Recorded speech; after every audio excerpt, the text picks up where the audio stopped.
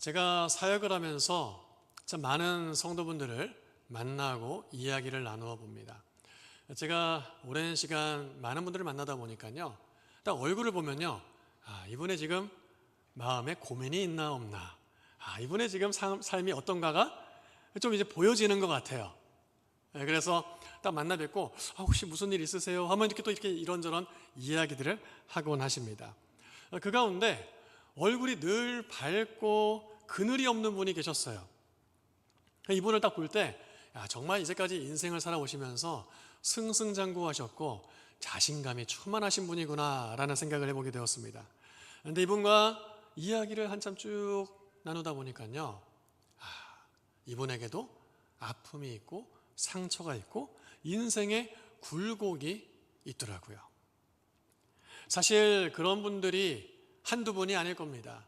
이 자리에 계신 많은 분들, 아니 모든 분들이 지난 날을 돌아볼 때에 굴곡이 없었다라고 말할 수 있는 분은 아마 한 분도 안 계시지 않을까라는 생각을 해보게 됩니다.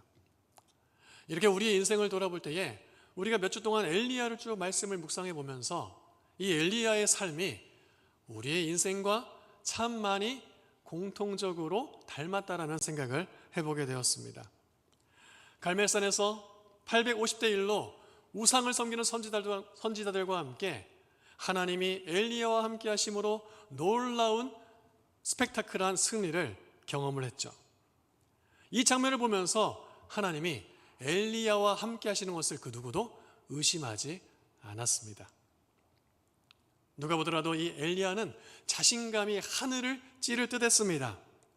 그러나 조금 시간이 지나고 이내 탈진하며 자신의 삶 속에서 생명의 위협을 받자 절망에 이르게 됩니다. 그리고 그런 상황 속에서 이 엘리야는 하나님 앞에 무엇을 구합니까? 이렇게 구하고 있어요. 나는 내 조상들보다 못한 아주 부족한 자입니다.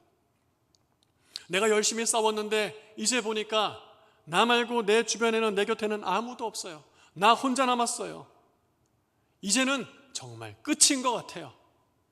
하나님, 내 생명을 거두어 가소서. 자기의 존재를, 정체성을 부정합니다. 어디 기댈 곳도 없는, 보잘것없는 하찮은 존재라고 자신의 스스로를 생각을 했습니다. 이런 엘리야의 고백을 보면요, 참 여러 생각이 들었습니다. 먼저 든 생각은 그렇게 놀랍게 하나님이 함께 하시면서 능력을 부어주셔서 승리를 경험했던 엘리야가 맞나? 참 한심하기 짝이 없다라는 생각이 들었습니다. 그런데 조금 더 엘리야의 입장을 생각해 보니까요, 이런 생각이 들더라고요. 엘리야가 얼마나 힘들었으면, 얼마나 탈진했으면 그렇게 놀랍게 능력 있게 싸웠던 엘리야가 나는 우리 조상들보다 못한 미천한 자입니다. 내 생명을 거두어 가소서 그렇게 하나님 앞에 구했을까요?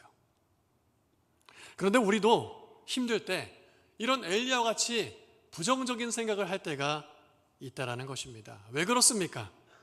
우리의 삶에 찾아오는 굴곡, 극심한 고난과 역경, 엘리야처럼 탈진한 상황에 이르렀을 때에 우리의 시선이 흐트러지게 된다는 거예요. 우리의 시야가 매우 좁아지게 된다는 것입니다. 그러다 보니까 사실을 왜곡하고 자기와 존재의 정체성을 부정하기에 이르는 거예요.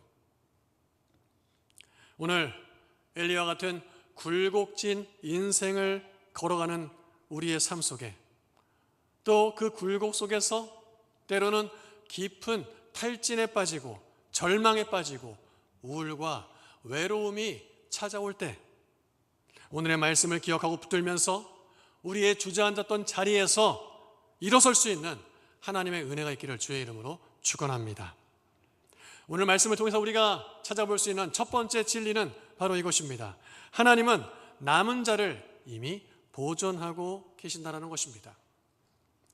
하나님은 남은 자를 보존하고 계셔요.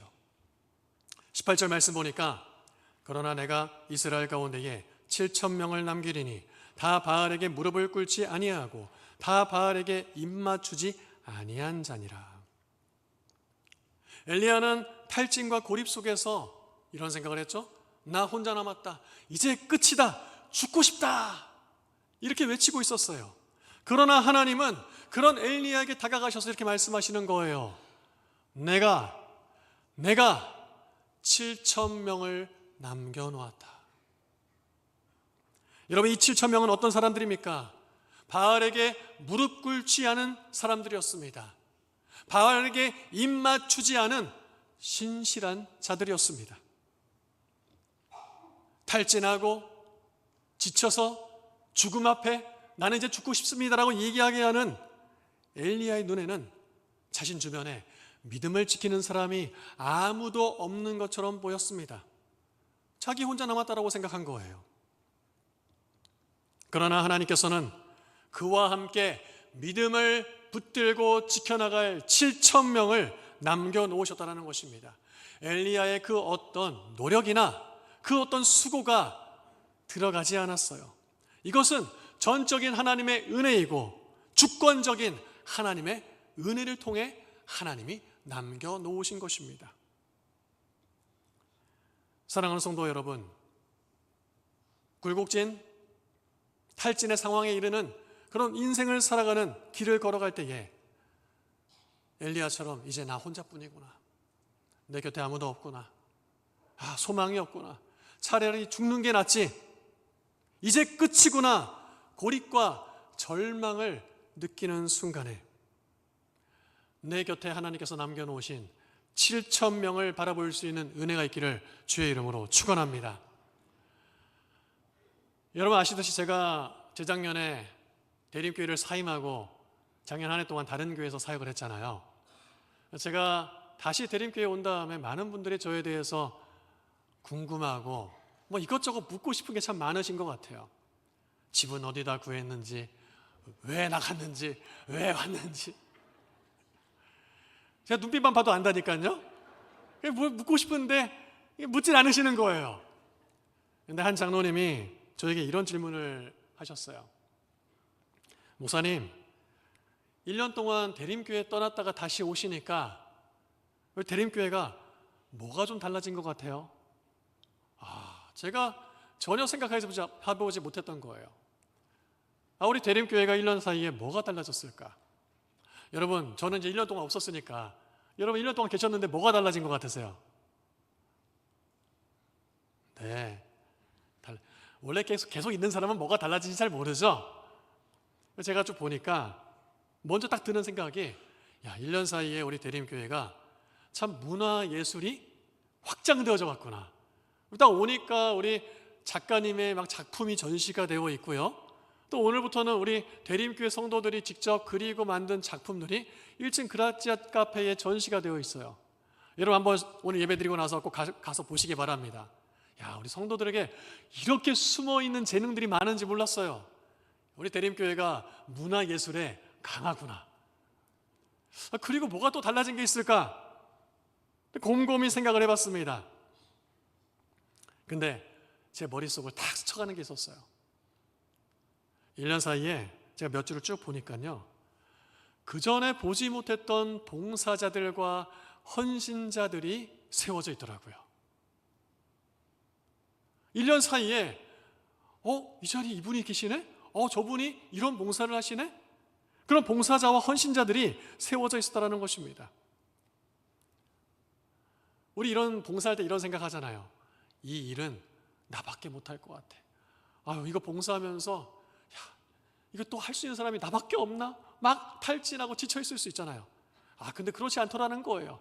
하나님께서는 그렇게 우리가 보이지 않는 곳에 7,000명을 남겨놓고 계신다는 것입니다. 하나님의 일하심은, 하나님의 역사는 보이지 않는 곳에서도 계속해서 남은 자를 통해서 써가고 계시다라는 거예요. 여러분, 우리의 인생도 마찬가지입니다. 우리의 인생에, 우리의 삶에 은혜의 영역이 있습니다. 내가 어떻게 해보려고 발버둥치고 몸부림칩니다. 그러나 내 힘이 닿지 않는 곳이 반드시 있습니다. 어떻게 볼 수 없는 두 손 두 발 다 든 상황이 있습니다. 그런데 아이러니하게도 그 상황이 하나님의 은혜의 영역이라는 거예요.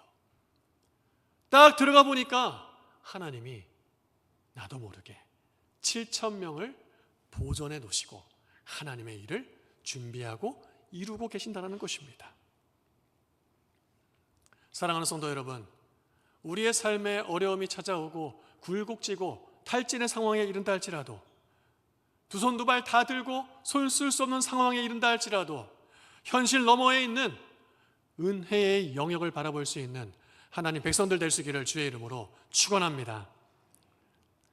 깊은 탄식과 절망에 빠진 엘리야에게 하나님은 남겨둔 7,000명의 은혜의 영역을 말씀하신 후에 거기서 멈추지 않으셨어요. 오늘 우리가 이 말씀을 통해서 깨닫게 되는 두 번째 영적인 진리는 바로 이것입니다. 하나님은 일상의 한가운데에서 다음 사람을 부르고 계신다는 거예요. 어디에서요? 일상의 영역에서, 일상의 한가운데에서 다음 사람을 부르신다는 것입니다. 이제 더 이상 뭔가 할 수 없어. 이제 끝났어. 소망이 없어. 그렇게 외치고 주저앉아 있는 자리에서 하나님은 은혜 가운데 남은 자를 보존하시고 또한 다음 사람을 부르시고 계셨다는 거예요. 19절 말씀 보니까 이렇게 기록하고 있습니다. 엘리야가 거기서 떠나 사밧의 아들 엘리사를 만나니 그가 12겨리소를 앞세우고 밭을 가는데 자기는 12째 겨리소와 함께 있더라. 엘리야가 그리로 건너가서 겉옷을 그의 위에 던졌더니. 자, 지금 하나님께서 엘리야에게 누구를 만나게 하셨습니까? 엘리사를 만나게 하셨어요. 근데 엘리사가 뭘 하고 있었습니까? 12겨리소, 여기서 겨리는 한 쌍의 소죠. 두 개를 딱 묶어놓은 거예요. 그런 24마리의 소입니다. 이 12겨리소와 그럼 뭘 하고 있었습니까?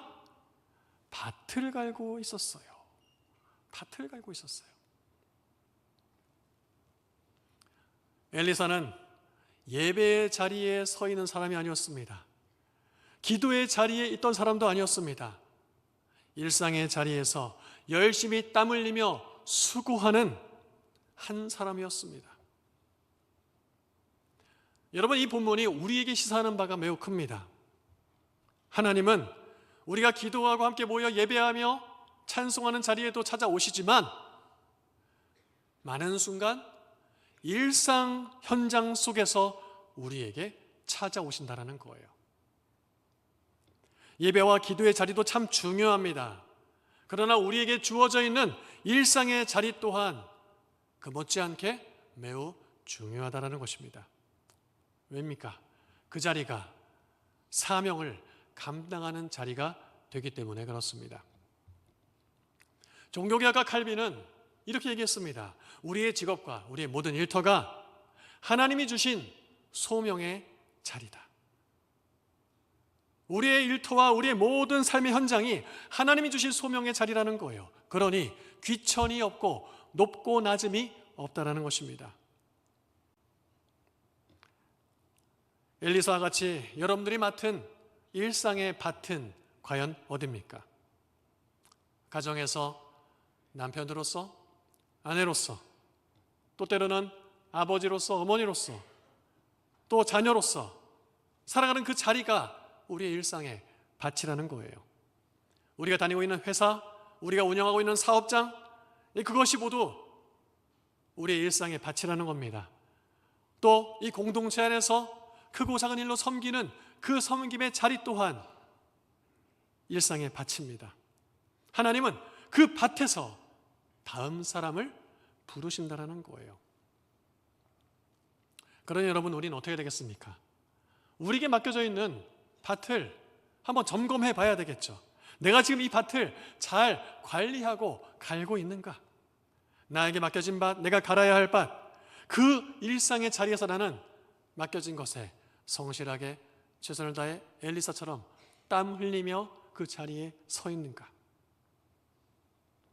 여러분들에게 맡겨진 일상의 밭이 하나님의 부르심에 반응하는 밭이 될 수 있기를 주의 이름으로 축원합니다. 그래서 우리의 일상을 가볍게 여길 수 없는 거예요. 오늘 본문을 통해서 세 번째 우리에게 주시는 영적인 진리는 바로 이것입니다. 하나님은 단절과 섬김으로 일꾼을 세우신다는 것입니다. 무엇과 무엇으로요? 단절과 섬김으로 일꾼을 세우십니다. 일상의 자리에서 성실하게 땀 흘렸던 엘리사, 하나님은 엘리사를 부르시고 엘리야의 뒤를 잇게 하십니다. 이 엘리야와 엘리사의 만남 이후에 엘리사는 어떻게 합니까? 20절 말씀입니다. 그가 소를 버리고 엘리야에게로 달려가서 이르되 청하건대 나를 내 부모와 입맞추게 하소서. 자, 여러분 성경 있으시면요, 소를 버리고의 밑줄을 둔 거세요. 소를 버리고, 소를 버리고. 엘리사는 자신의 밭을 갈던 소를 버리고 엘리야에게로 달려갔습니다. 그리고 엘리사는 소만 버리고 간 게 아니었어요. 끝나지 않았어요. 21절 말씀 우리 같이 한번 한 소리로 읽어보겠습니다. 엘리사가 그를 떠나 돌아가서 한 겨리 소를 가져다가 잡고 소의 기구를 불살라 그 고기를 삶아 백성에게 주어 먹게 하고 일어나 엘리야를 따르며 수종 들었더라. 한 겨리 소를 잡고 소의 기구를 불살랐어요. 여러분 여기도 밑줄을 그으세요. 아까 소를 버리고의 밑줄 그었죠.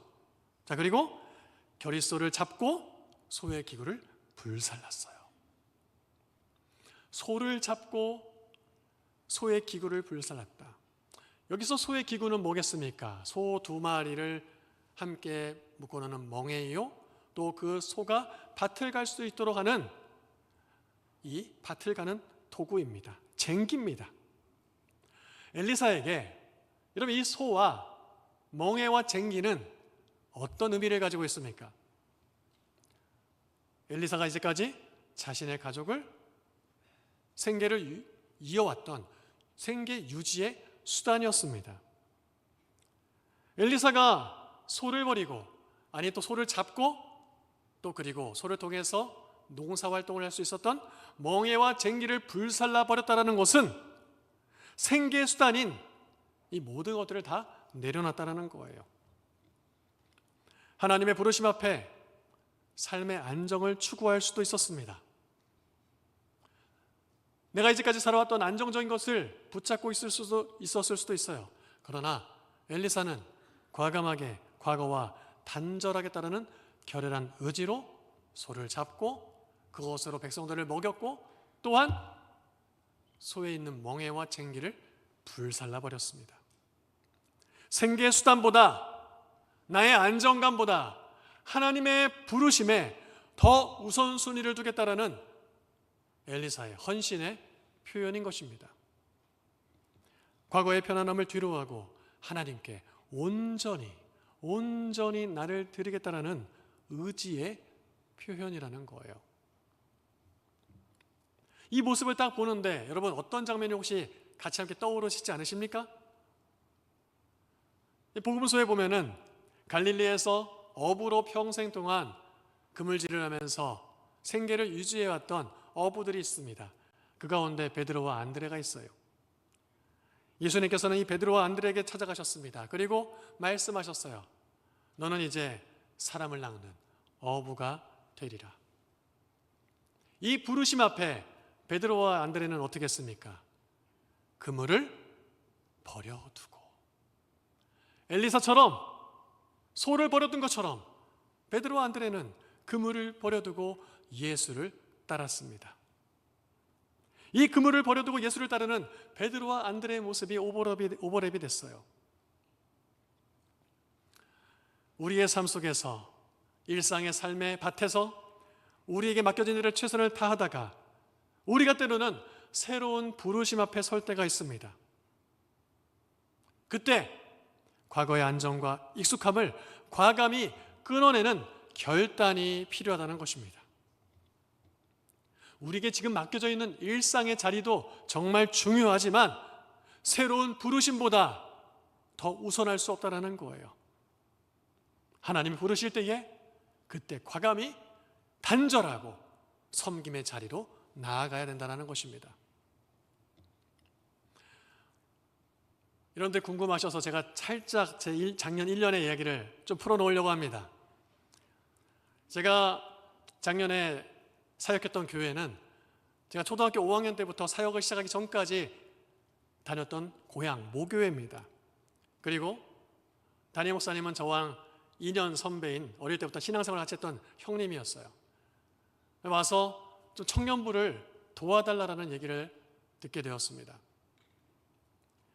근데 너무 좋은 소식이기도 하지만 제 마음속에 무거운 돌덩이가 딱 안고 있었어요. 청년부. 여러분, 제가 이렇게 앞에 서 있는데 깜짝 놀라실지 모르겠지만 제가 이제 올해 반백살입니다. 별로 안 놀라시네요. 서운하게. 제가 작년에 49살 때 청년부를 맡는데 20살부터 27살까지의 청년부였어요. 그러니 나이가 적게는 20살, 많게는 29살이 차이가 나는 거예요. 제가 딱 가보니까 제가 돌잔치 사회봤던 아기가 거기 청년부로 앉아있는 거예요. 그리고 작년에 딱 갓 올라온 새내기가 저랑 나이가 27살 차이가 나는 거예요. 이 청년부를 내가 과연 할 수 있을까?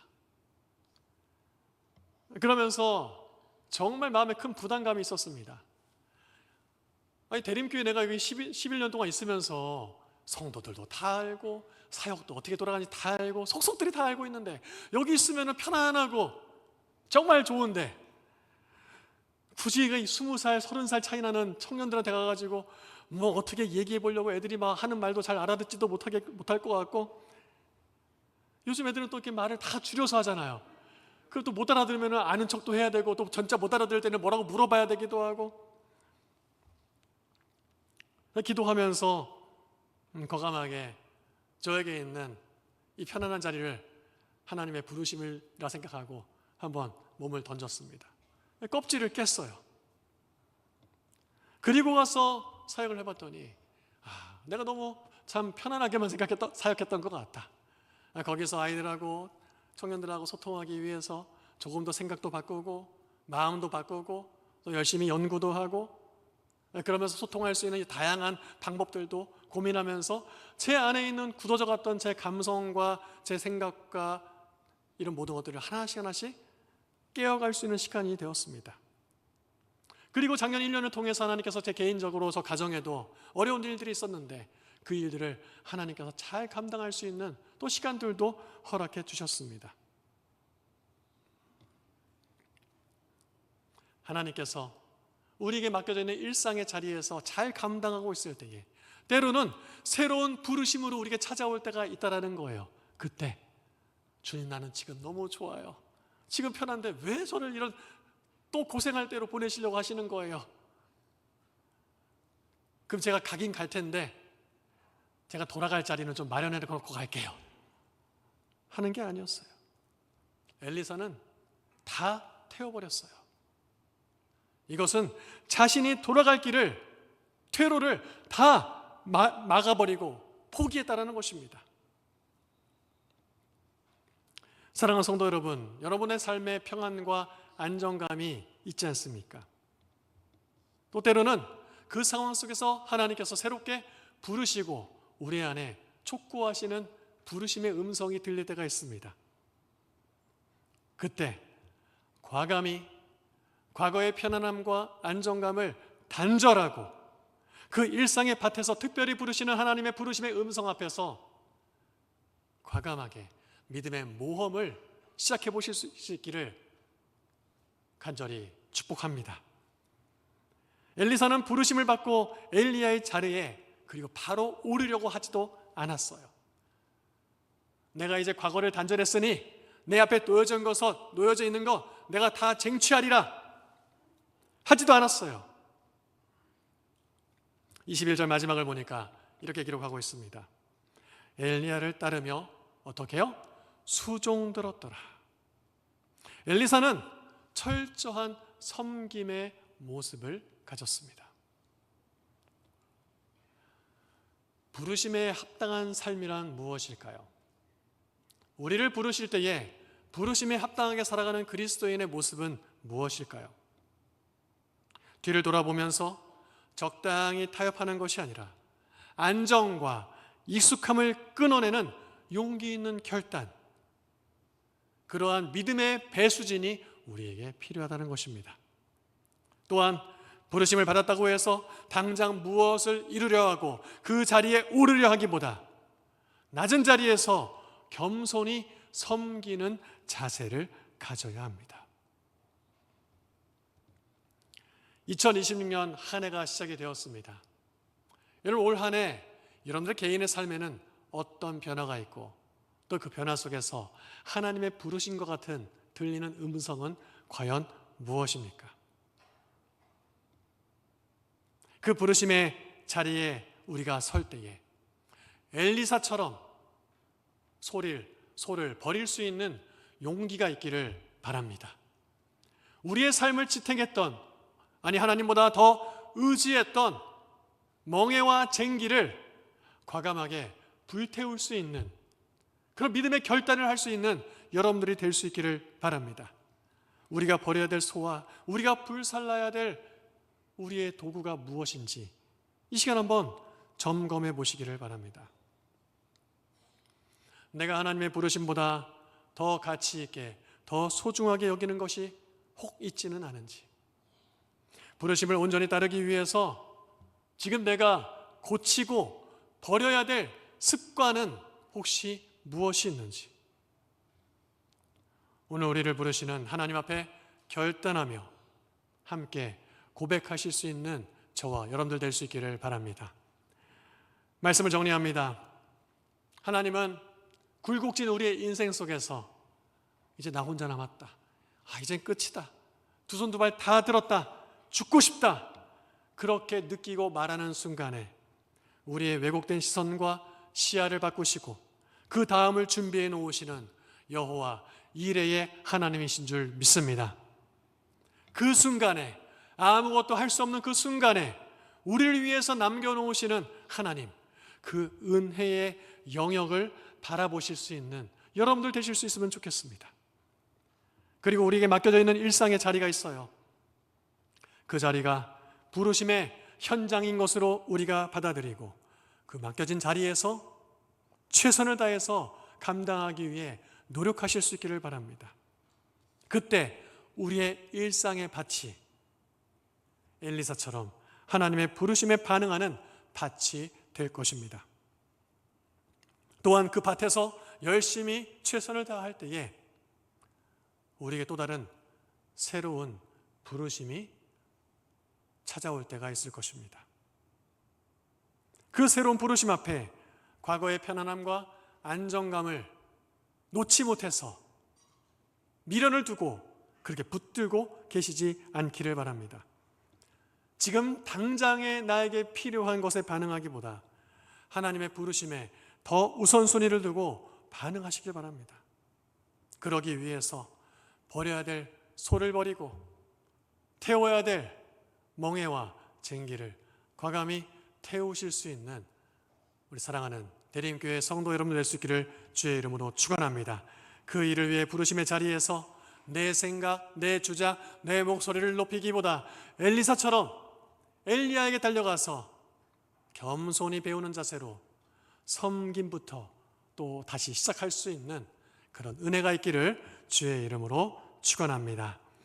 우리 시간 말씀을 생각하면서 삼예배를 작성하며 하나님, 내 삶의 일상의 자리에 이런 놀라운 부르심과 그 부르심에 응답하는 삶이 되기를 원합니다. 그렇게 같이 함께 결단하시기를 바라고요. 아까 광고 시간에 말씀드린 대로 주변에 있는 선교원신 작성서가 있습니다. 여러분, 선교는 우리의 교회의 존재 목적이기도 합니다. 우리가 오늘 이렇게 작정하고 드리는 물질은요, 돈을 드리는 게 아닙니다. 이것은 이러한 의미가 가지고 있어요. 주님, 내 삶의 이유는, 목적은 바로 주님이십니다. 이것에 대한 구체적인 고백의 반응일 수 있습니다. 하나님, 하나님이 하시는 일에 내 삶의 일부를 헌신하며 드리겠습니다. 이 마음 가지고 우리가 오늘 작정하고 1년 동안 헌신하며 드릴 이 예물은, 그 기도는 우리가 미처 알지 못하는 저 하나님께서 예비해 두신 7,000명이 세워지는데 아름답게 쓰여질 것입니다. 하나님의 일에 참여하겠다는 고백의 시간으로 생각하시고 오늘 이 시간 선교 헌신 작정서 작성하시고 오늘 아직 마음의 준비가 안 됐는데 일주일 동안 기도하시면서 작성하시고 나가시면서 3예배를 내시는 통에 또는 헌금함에 선교 헌신 작정서 같이 제출해 주시기를 바라겠습니다. 우리 이 시간 같이 함께 말씀 생각하면서 또 결단하며 기록하는 시간 갖도록 하겠습니다.